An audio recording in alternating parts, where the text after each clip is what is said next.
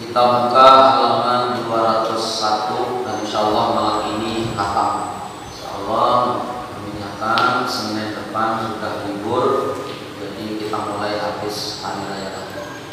Bismillahirrahmanirrahim. Qala al-musannif rahimahullah ta'ala wa nafa'ana bihi wa bi jami'i wa nubihi wa bid-dharain amin. Dan hendaklah engkau mendengar segala percakapan mereka yang benar. Kita masih ini tentang adab kita kepada orang yang kita kenal, bukan sahabat dekat, bukan kawan dekat. Ini adab kita terhadap orang yang kita kenal saja, kenal biasa saja.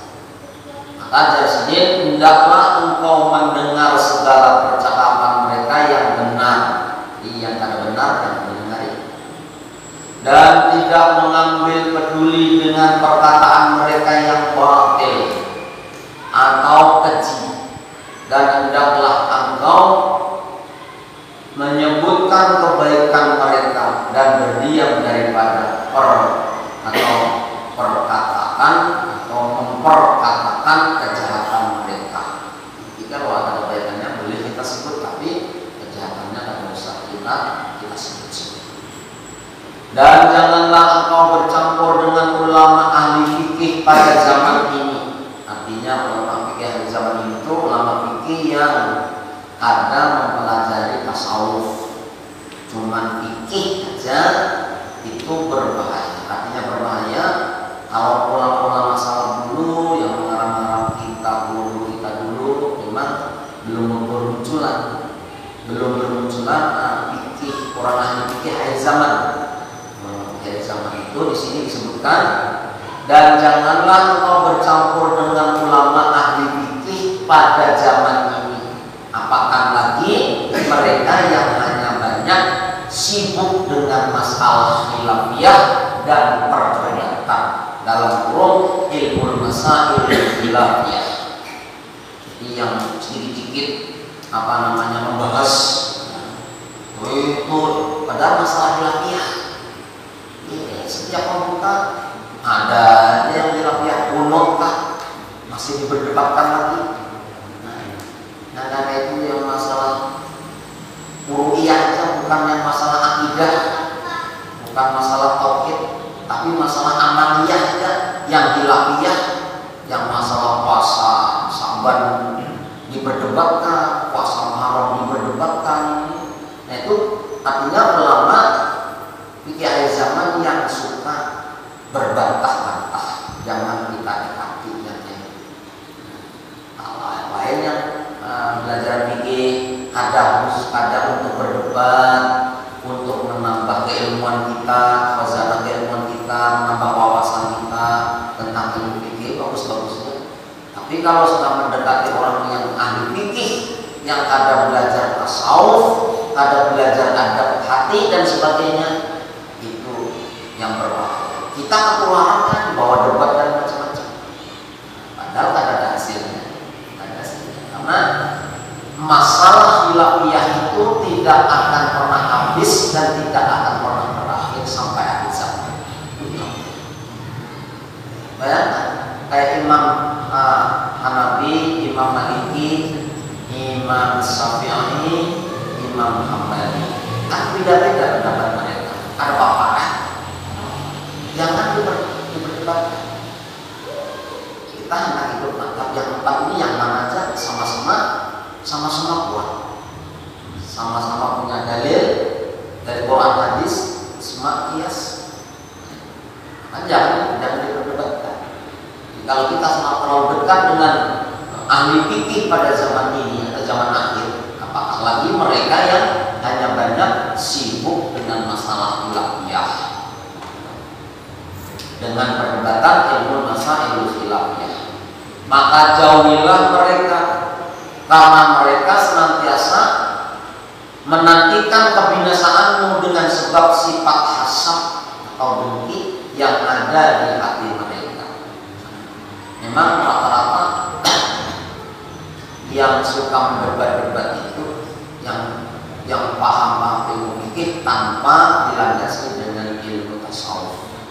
Karena mereka mengklaim tasawuf nggak ada sunnahnya, nggak ada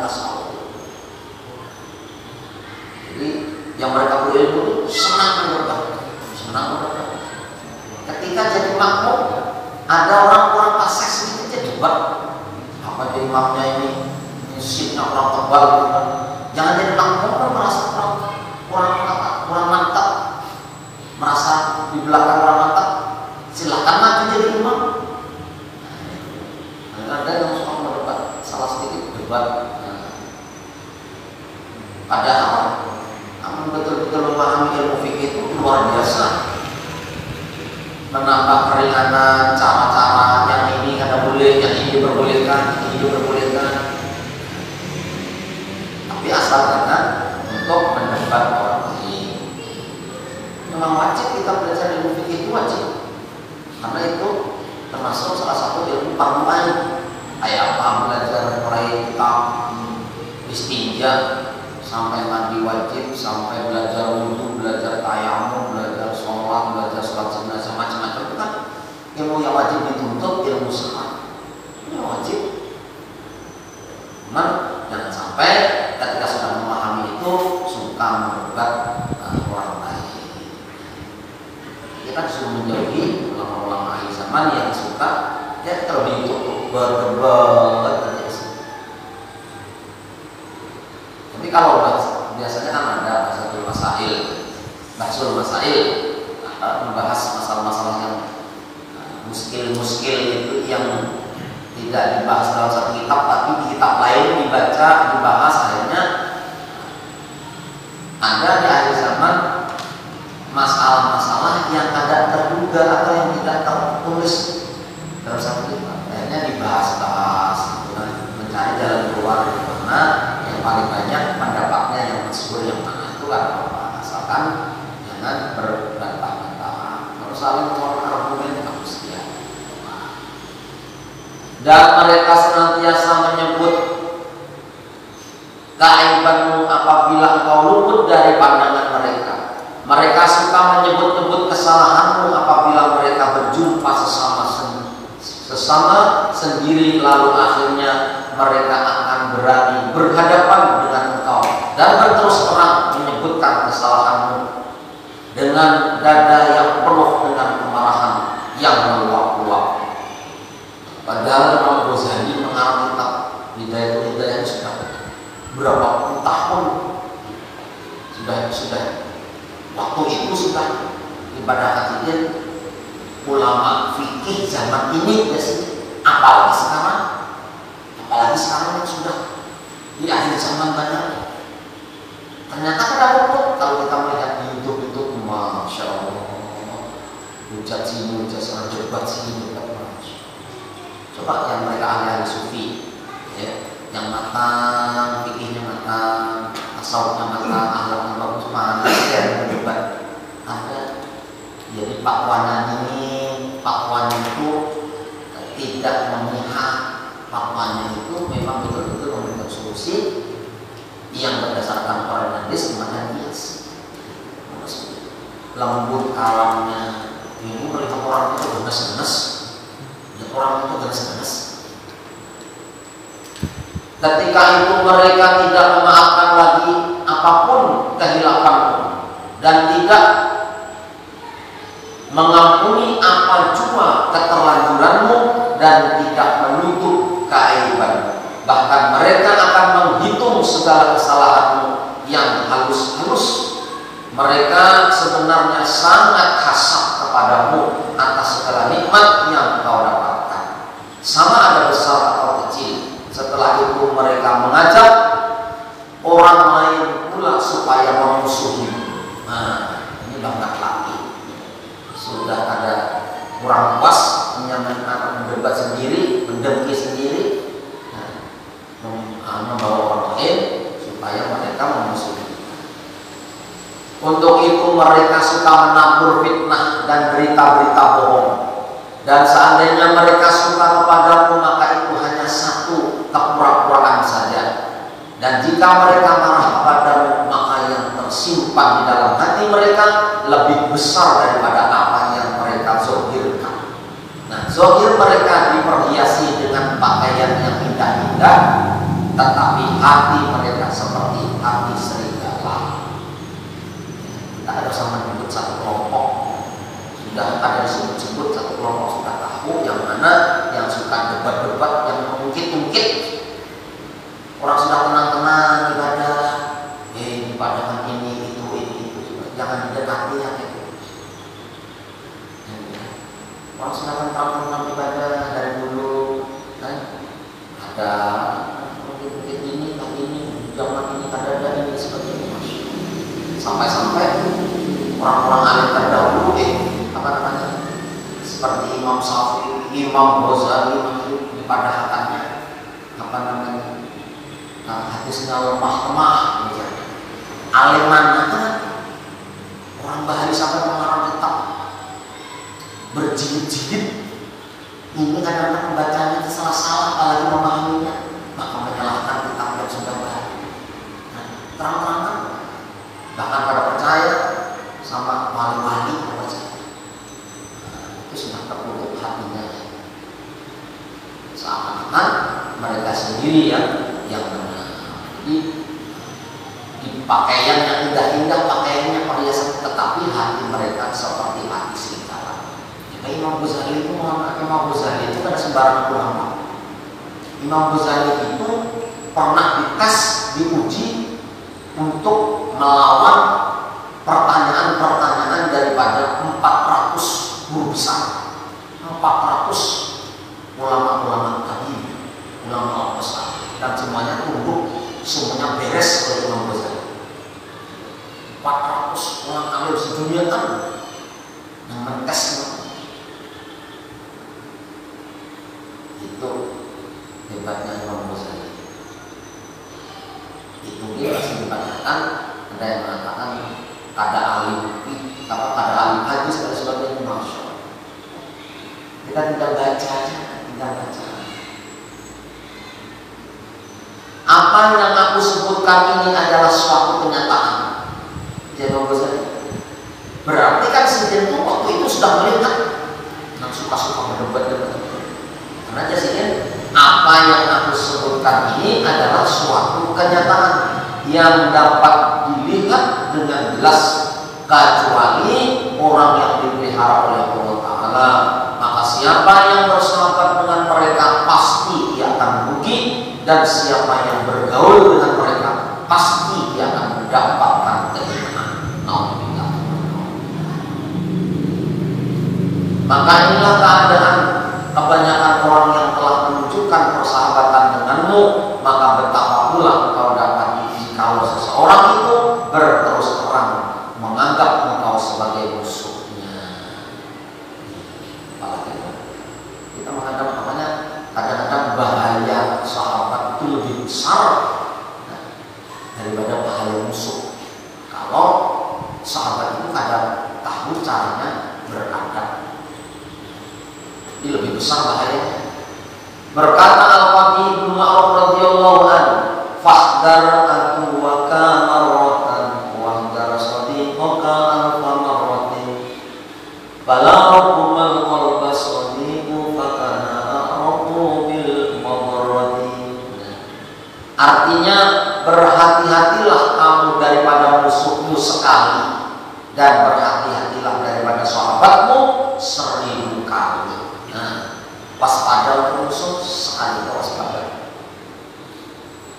Musuhnya sudah tak berhadapan, sudah, tapi mau bersahabat, sahabat ini bisa mengetahui kelemahan kita, bisa mengetahui rahasia-rahasia kita, bisa membuat orang semuanya dengki lawan kita, bisa membuat fitnah cerita yang macam itu. Bersahabat karena tak, kalau musuh tak, memang dasar musuh hendak mengalahkan sudah. Ini sahabat yang ada berilmu, yang ada punya bagaimana bergaul itu ada padanya. Barangkali sahabatmu akan bertukar menjadi musuhmu pada suatu masa kelak, maka ia lebih tahu bagaimana untuk menyakitimu. Nah, itu sakit berbeda. Dan berkata Abu Tamam dalam makna yang sama, "Aduka min sadiqika mustafadu fala tastaksirun minas sahaba fa innal ada fa innad dana aksaru ma tara yakunu minat ta'ami was-sawm." Artinya, banyak musuh yang jadi dari sahabatmu, oleh itu janganlah engkau memperbanyak sahabat. Coba engkau lihat kebanyakan penyakit adalah dari sebab makanan dan minuman.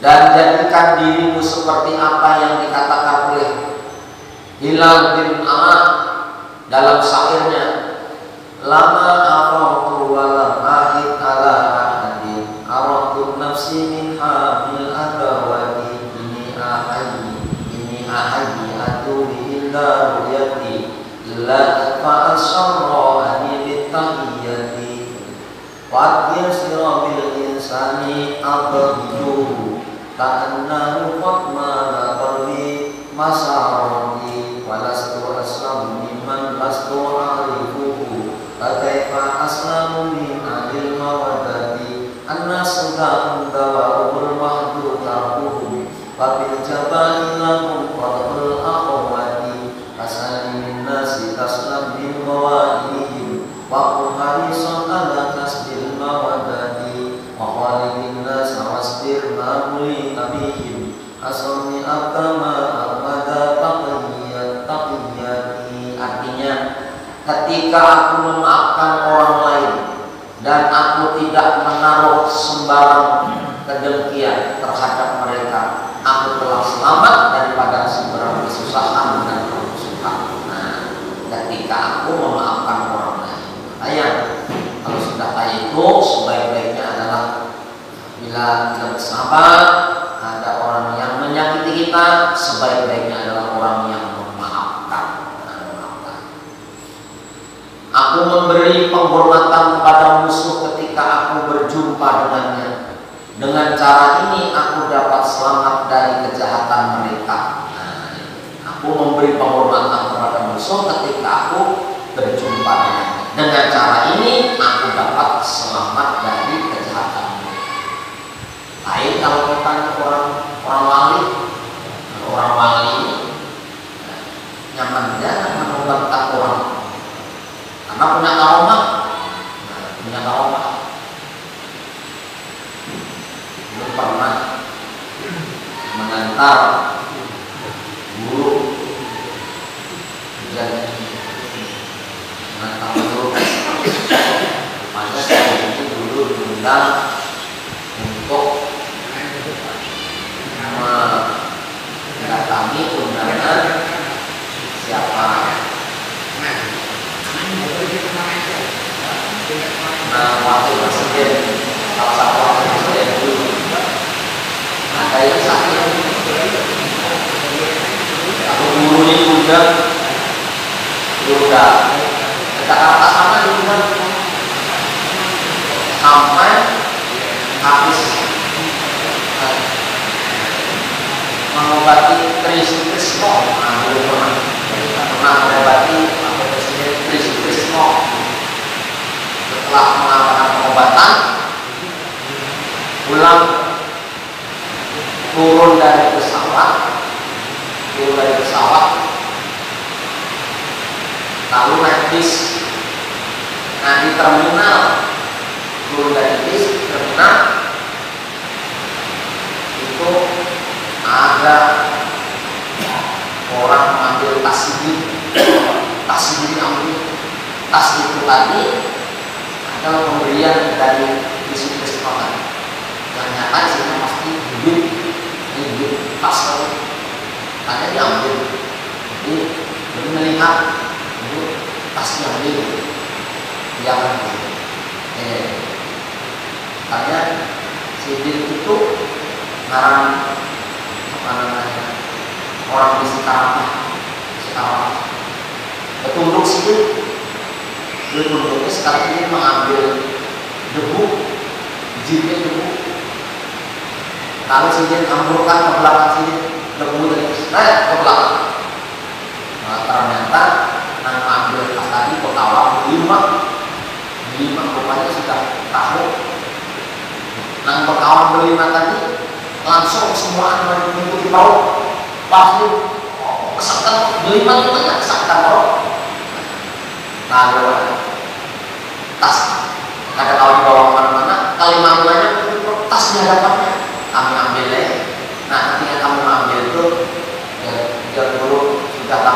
katakan kawan jangan kita lagi. Sambil menangis, menyasari kami, bertobat dan di hadapan Guru. Itu orang wali bertobat. Artinya, kita bukan makom seperti itu, bukan makom seperti itu. Kita berakhlak saja, jangan mendengari panggilan kata baiknya, yang baik kita ambil, jangan mengganggunya, kita jangan mengganggunya, jangan mengganggu kita. Tapi kalau kita tahu bagus, lewat-lewat itu rata-rata punya kawan. Kita kawan itu mau untuk berdakwah itu kadang-kadang lebih efektif kalau kita berdakwah itu kalau kita punya kawan. Kawan-kawan mereka, oh kadang-kadang hujan, kemarau panjang, datang pada dulu, doakan hujan. Nah itu kalau banyak orang percaya ini. Dan janganlah engkau mengganggu mereka sesudahnya.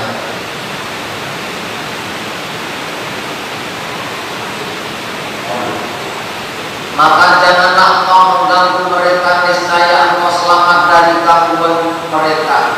Dan hendaklah engkau mencari kecintaan yang tulen. Apabila engkau bersahabat dengan mereka, maka hendaklah engkau bersabar menghadapi perangai mereka. Kalau menghadapi bersahabat, kita harus sabar, pelan-pelan kita luruskan.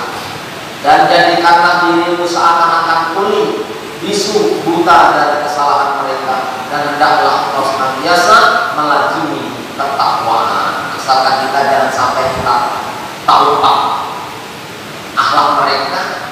Sudah ada kawan menarik mereka menjadi baik, malah kita yang tertarik. Nah itu ada usaha sahabatnya. Kalau kita bisa menarik silakan, bagus. Dan jadikanlah dirimu seperti perkataan ahli hikmah. Berjumpalah dengan sahabatmu dan musuhmu dengan muka yang manis, tetapi bukan karena hina dan takut terhadap mereka. Nah, jadi berjumpalah dengan sahabatmu dan musuhmu dengan muka yang manis, tetapi bukan karena hina dan takut terhadap mereka. Dan mantapkanlah dirimu, tetapi bukan karena sombong, dan rendahkan dirimu, tetapi bukan karena hina.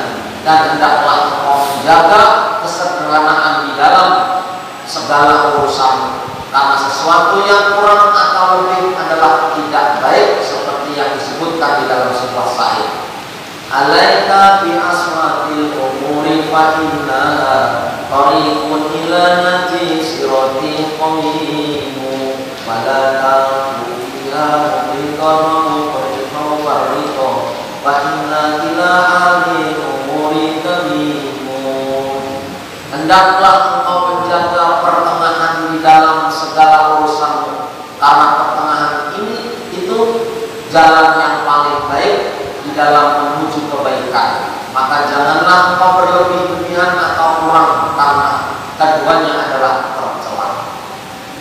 Dan janganlah memandang hebat terhadap dirimu, dan jangan banyak menoleh ke belakang ketika engkau berjalan, dan jangan engkau singgah kepada mereka yang sedang duduk berhimpun, kecuali apabila engkau mempunyai hajat. Nah ini kalau kita memang mempunyai hajat, singgah aja. Kalau ada hajat tidak usah ikut-ikut juga. Dan apabila engkau duduk bersama orang banyak, maka janganlah engkau angkatkan kakimu, dan jangannya menyelam jarimu dengan, dan jangan engkau suka memainkan jenggotmu, dan jangan engkau mencongkel gigimu atau mengorek-orek lubang hidungmu dengan jari, dan jangan terlalu banyak berbudak atau mengeluarkan dahak gulma dahak. Jadi memang itu ada kita, jangan kita mengangkat batis terlalu tinggi, jangan menyelang-nyelang jari itu kalau kayak ini. Ini yang pekerjaan yang kayak ini kadang disukai oleh Nabi. Jangan suka kayak ini, kalau mau kayak ini aja. Jangan kayak ini aja. meja duduk tuh, nah duduk orang banyak tuh jangan kayak gitu. Jangan engkau kakimu jangan menyelam jarimu, dan jangan engkau suka mainkan jenggot panjang kusuk-kusuk terus. Dan jangan terlalu banyak meludah atau mengeluarkan dahak. Dan jangan engkau terlalu banyak menghalau lalat dari muka. Mau biar dia kalau jangan dia. Dan jangan engkau suka melihat atau menguap di hadapan orang banyak, atau ketika engkau sedang sembahyang dan seumpamanya sembahyang, apalagi tahan-tahannya menguap, artinya kasih tawa ada di muka untuk nggak bisa dibuka menguapnya. Nah, apalagi di hadapan orang tua, jangan banyak-banyak menguap. Dan hendaklah kedudukanmu di dalam keadaan yang tenang, dan percakapanmu teratur dan tersusun, dan dengarkan baik-baik perkataan orang yang bercakap denganmu tanpa terlalu menunjukkan keheranan yang bersangkutan. Jangan terlalu heran ada orang pisah. Dan jangan engkau suka meminta ulang percakapan orang yang bercakap denganmu. Dan berdiamlah daripada bercerita tentang kebanggaanmu terhadap kejayaan anakmu, atau keindahan syairmu, atau kehebatan karanganmu, dan segala urusan pribadimu. Jadi kita membangga-banggakan anak itu dilarang buat memisah-misahkan kelebihannya. Dan jangan engkau suka berhias seperti berhiasnya perempuan, dan jangan pula engkau sembarangan pakaian seorang hamba. Dan jangan pula engkau terlalu banyak memakai celak mata atau minyak rambut, dan jangan terlalu menekan orang lain dalam menunaikan hajatmu, dan jangan engkau menggalakkan orang lain untuk melakukan sembarang kezaliman. Dan jangan pula engkau memberitahu anakmu dan istrimu apakan lagi orang lain akan berapa jumlah uangmu, karena jikalau mereka mengetahui bahwa uangmu hanya sedikit, mereka akan memandang rendah terhadap dirimu. Dan jikalau mereka mengetahui bahwa uangmu itu banyak, nanti mereka tidak akan puas hati dengan pemberianmu. Dan renggangkan dirimu dari mereka, tetapi engkau bukan bengis dan lemah lembut. Nah, ini habis sudah terhadap mereka, tetapi engkau sebenarnya bukan lemah. Dan jangan suka bermain dengan hambamu, nanti akan hilang harga dirimu. Artinya jangan terlalu banyak gaya, guyonan yang berlebihan, menghilangkan wibawa dan pandangan mereka. Dan apabila engkau terpaksa bertengkar dengan seorang, maka hendaklah engkau menjaga kehormatan diri, dan berhati-hatilah supaya engkau tidak bertindak seperti orang yang bodoh, atau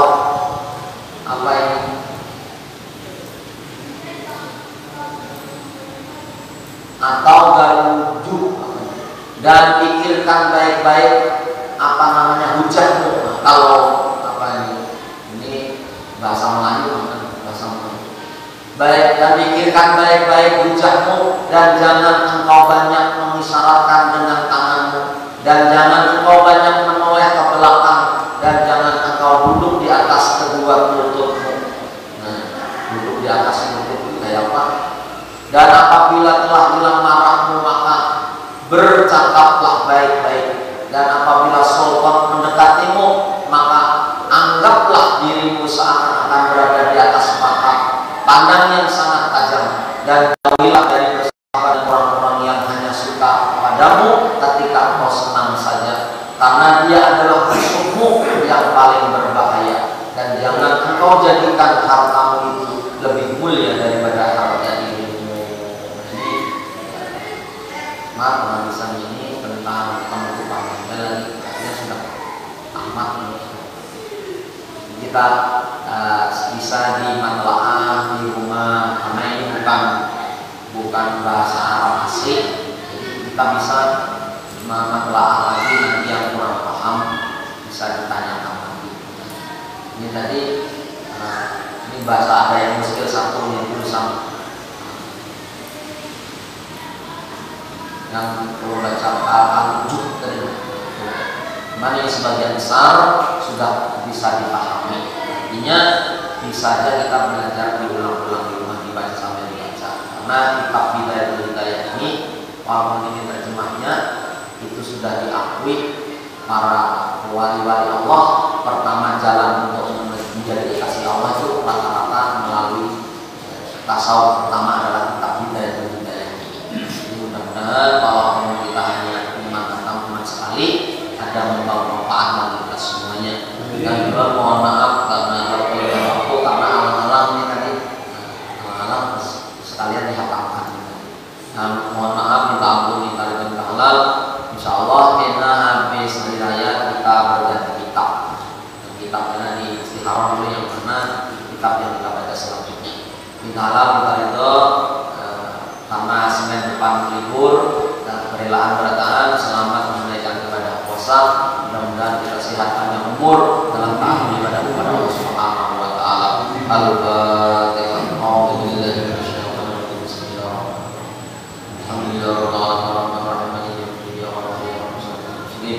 Sallallahu alaihi wasallam.